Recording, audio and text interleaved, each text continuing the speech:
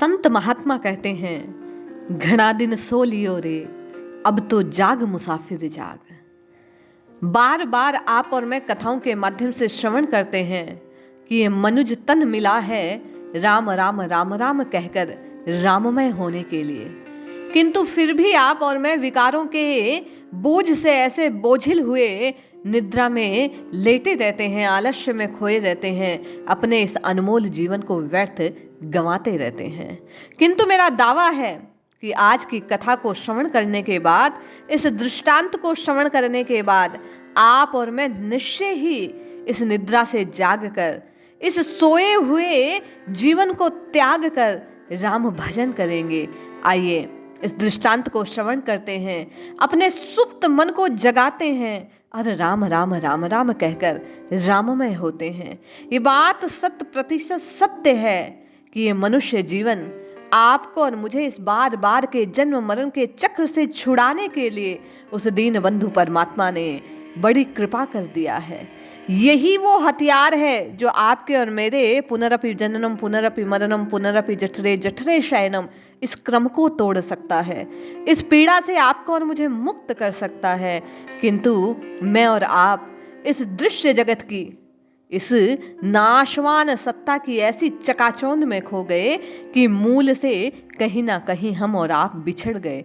आइए संतों द्वारा कही गई बात को सुनते हैं, जागते हैं और राम राम भजकर अपना बेड़ा पार करते हैं। एक बार जयकार लगाइए रघुनाथ जी के नाम का और अपने सोए हुए मन को जगाने का एक सफल प्रयास आज भक्ति कुंभ परिवार के साथ आप और मैं करते हैं। एक बार कमेंट के माध्यम से प्रभु के नाम का जयकार अवश्य लगाएगा।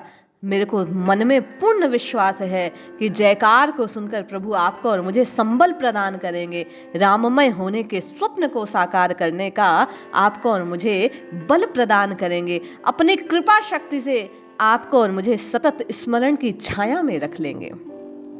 एक समय की बात है, एक व्यक्ति सुबह सुबह दौड़ा राज दरबार में पहुंचा।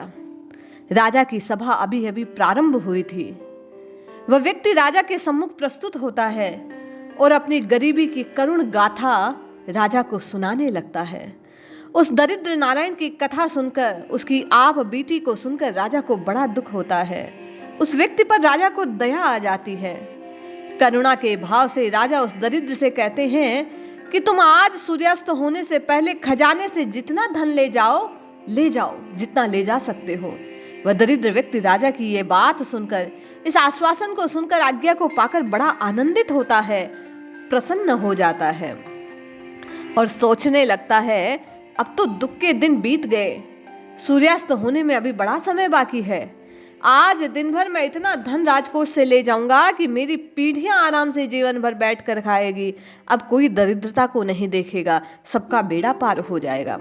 ये सोचकर वह व्यक्ति प्रसन्नता की लालिमा लिए अपने घर को चला गया।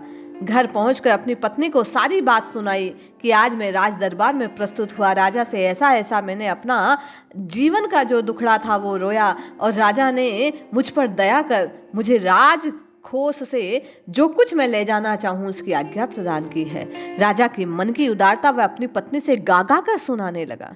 पत्नी भी प्रसन्न हो गई, पति की बात को सुनकर आनंदित हो उठी। बोली, बड़े सौभाग्य की बात, आप तुरंत जाइए, जितना हो सके वहां से धन लेकर आइए। दरिद्र व्यक्ति बोला, अरे मूर्ख स्त्री, मैंने न जाने कब से भरपेट भोजन नहीं किया, भूखा रहकर धन कैसे उठा ला पाऊंगा। जा पहले मेरे भोजन की कुछ व्यवस्था कर, चाहे उधार करनी पड़े। अब तो धन आने वाला है, मैं सब चुका दूंगा। वह बेचारी जैसे तैसे दौड़ते करते जल्दबाजी में बनिए के यहाँ से उधार सामान लाई, भोजन तैयार किया। अच्छा भोजन बनाकर जल्दी जल्दी पति के सामने परोस कर थाली लाई, पति को खिलाया और कहने लगी, अब तो आपने भोजन पा लिया, अब तो जाइए, तुरंत राज दरबार में प्रस्तुत होइए, राजकोष से धन ले आइए। वह व्यक्ति पुनः उसको डांट कर कहने लगा, अरे अभी अभी तो भोजन किया है, खाना खाते आलस्य आ रहा है, थोड़ी देर सो जाने दे, अभी तो पूरा दिन बाकी पड़ा है, थोड़ा आराम कर लेता हूँ, आराम करने से मुझ में और ताकत आ जाएगी, मैं और अधिक धन ला पाऊंगा। वह व्यक्ति ऐसा कहकर लेट गया। लेटते ही उसे कई दिनों बाद भोजन पाया था। भोजन के कारण आलस्य से उसे गहरी नींद आ गई। वह नींद में आनंद लेने लगा। किंतु पत्नी थी ना, बार बार जगाने का प्रयास किया और जैसे तैसे उसे जगाकर प्रेरित कर राजमहल की ओर उसको रवाना कर दिया। वह व्यक्ति रास्ते में कुछ दूर चला तो एक नट अपना बड़ा सुंदर अभिनय दिखा रहा था, रस्सी के बीच चल रहा था। व्यक्ति ने सोचा अभी तो बड़ा समय बाकी है, कुछ देर नाटक देख लेता हूँ, नट का ये करतब देख लेता हूँ, राजमहल तो जाना है, वहां से हीरे जवाहरात ले आऊंगा, फिर तो आराम ही आराम। ऐसा विचार कर वह नट के करतब को देखने के लिए वहीं बैठ गया। देखते देखते संध्या का समय होने लगा। जैसे ही नट का वह करतब समाप्त हुआ, उस व्यक्ति को अचानक याद आया कि राजमहल में जाकर धन लाना है, ये बात तो मैं भूल गया था।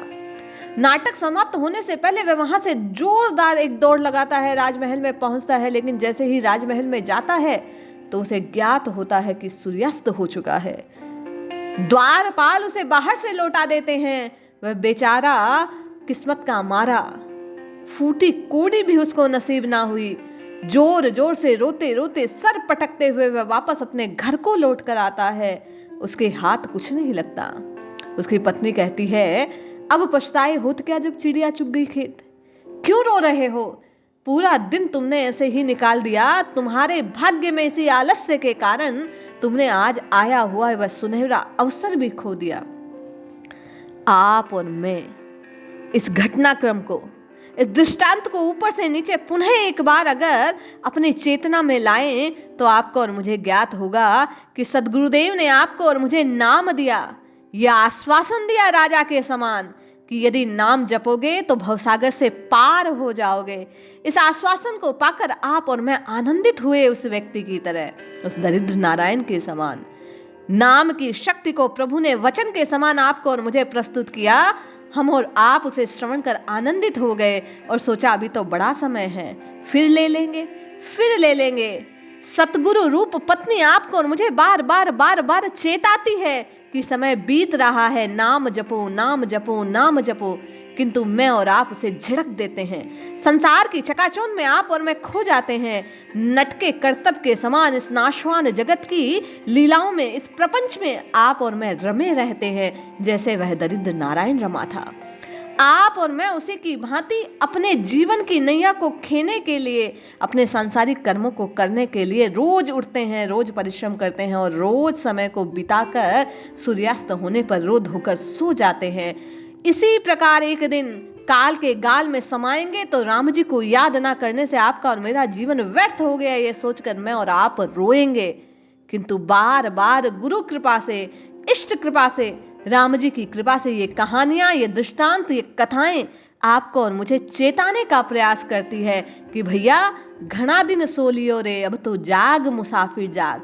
मुसाफिर अर्थात आप और मैं राहगीर हैं, यात्री हैं। इस संसार की यात्रा को समाप्त कर एक दिन हमें अपने गंतव्य तक, अपने लक्ष्य राम जी तक पहुंचना है और उस लक्ष्य की प्राप्ति केवल और केवल इस जिह्वा से, हरि नाम को जपने के माध्यम से प्राप्त की जा सकती है, क्योंकि कलयुग केवल नाम आधारा। इसलिए जागिए, चेतिए, अभी भी विलंब नहीं हुआ है। यदि गुरु कृपा से प्राप्त इस नाम को आपने और मैंने जिह्वा से रट लिया तो निश्चय मानिए आपका और मेरा उद्धार हो जाएगा। केवल आनंदित होने से काम नहीं चलेगा कि नाम के प्रताप से तर जाएंगे, नाम जपने से तरेंगे। गुरु की कृपा से, इष्ट की कृपा से आश्वासन को आपको और मुझे अवसर जानकर नित्य निरंतर राम राम राम राम जिह्वा से रटना होगा, अपना कल्याण सुनिश्चित करना होगा। इसलिए जपिए जपिए जपिए नित्य निरंतर। करबद्ध आपसे प्रार्थना है कि हरि नाम को अपनी की जिह्वा से जपिए, भजिए हरि का नाम, इसी से आपका और मेरा कल्याण होगा। किसी एक ने भी गुरु कृपा से नाम की नैया को पकड़ लिया तो निश्चय जानिए उसका उद्धार हो जाएगा। आप और मैं किसी एक कथा के मर्म को हृदय में अगर शामिल कर पाए, हृदय में स्थापित कर पाए, प्रतिष्ठित कर पाए, तो आपका और मेरा कल्याण होना निश्चित है। जागिए, चेतिए, प्रभु के नाम की पुकार लगाइए, निश्चय ही प्रभु पुकार श्रवण करेंगे, आपका और मेरा हाथ थाम लेंगे और इस भवसागर से आपको और मुझे पार लगा देंगे। जय श्री हरि।